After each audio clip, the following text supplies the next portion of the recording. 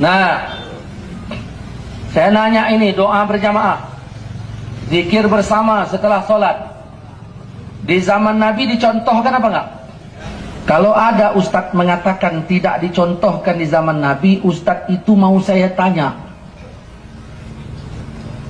dalil apa yang ustadz pegang sehingga anda mengatakan itu tidak dicontohkan di zaman Nabi?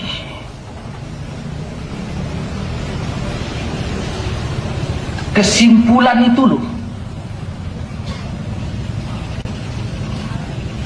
Kalau nggak tahu bilang aja, zikir jamaah dicontohkan mana Nabi? Mana aku tahu? Selesai. Saya jawab, dicontohkan di zaman Nabi.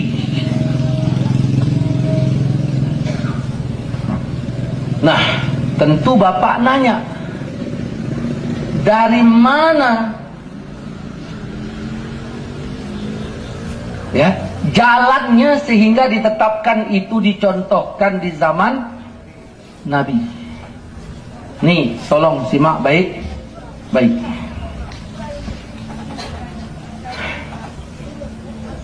Ada hadis, riwayatnya banyak, Muslim juga meriwayatkan, Bukhari juga. Wal malaikatu yusalluna, para malaikat di langit ini berdoa. Ini tolong simak baik-baik. Malaikat di langit berdoa untuk orang yang menetap di tempat duduk semayangnya. Karena dalam bahasa hadis disebut di situ allazi shalla fi. Malaikat di langit berdoa untuk orang yang menetap di tempat duduk semayangnya. Selama dia menetap di tempat duduk semayang itu, malaikat berdoa dengan 3 perkara. Allahumma arhamhu, ya Allah sayangi dia. Allahumma firlahu, ya Allah ampunkan dia. Allahumma tub alaihi, ya Allah terimalah tobatnya. 3 macam. Selama duduk di tempat semayangnya. Maka sangat kita sayangkan di masjid-masjid, orang habis salam langsung mundur. Padahal fadilah duduk di tempat duduk semayang itu besar kali. Begitu saya tanya, kenapa kau mundur? Sempit. Kalau sempit, maju. Maju masih tempat semayangmu. Kalau mundur, udah tempat semayang orang lain. Malaikat di langit itu berdoa untuknya 3 macam. Itu fadilah duduk di tempat semayang. Mari Pak mikir, terutama Wahabi.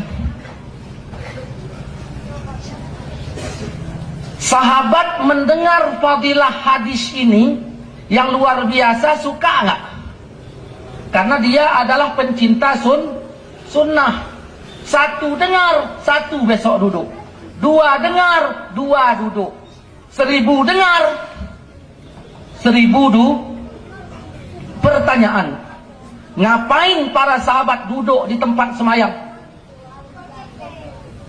Apa dijawab? Momen dadu. Duduk memperhatikan gerak-gerik Nabi, karena sahabat pencontoh Nabi. Setuju tidak? Nah, begitu Nabi siap semayang membaca Allahumma antas salam, sahabat nyontoh nggak? Kalau nyontoh baca nggak? Kalau baca apa namanya kalau bukan zikir bersama? Pakai dong.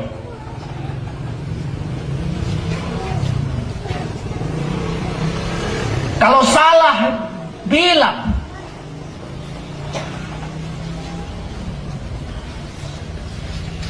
Yang kedua, ada orang Wahabi ini kalau jadi imam, nah, ini ke sana kiblat. Kalau sholat ngadap ke sana. Siap salam dia ngadap kemana? Ngadap ke jamaah. Gini dia ngadap, ini jamaah. Nah, dia nggak zikir berjamaah, cuma ngadap aja ke makmum gini. Paling tangannya gini.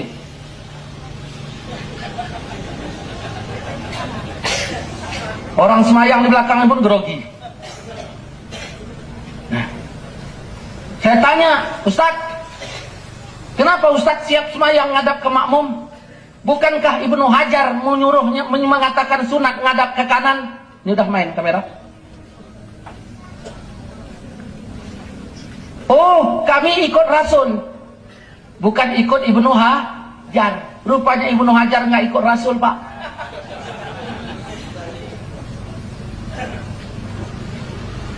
Ada dalil, ada.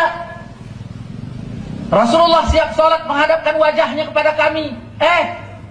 Kenapa tidak baca hadis dari Bara bin Azib yang sungguh lengkap dengan kronologisnya, di mana ketika itu mereka berkata, kami kalau sholat berjamaah, tempat yang kami idolakan adalah saf depan yang sebelah kanan. Bayangkan, saf depan yang sebelah kanan. Kenapa? Karena Rasul siap salam menghadapkan wajahnya kepada kami, berarti ke kanan. Berarti cocok dengan Ibnu Hajar kan? Nggak cocok yang dibilang Wahabi kan? Mari kita mikir, untuk apa para sahabat berebut-rebut memilih saf depan sebelah kanan? Kalaulah memang siap salam mereka langsung bubar kayak yang dibikin Wahabi di Tanjung Balai ini. Untuk apa mereka berebut-rebut memilih saf depan sebelah kanan? Ini menunjukkan mereka tidak bubar.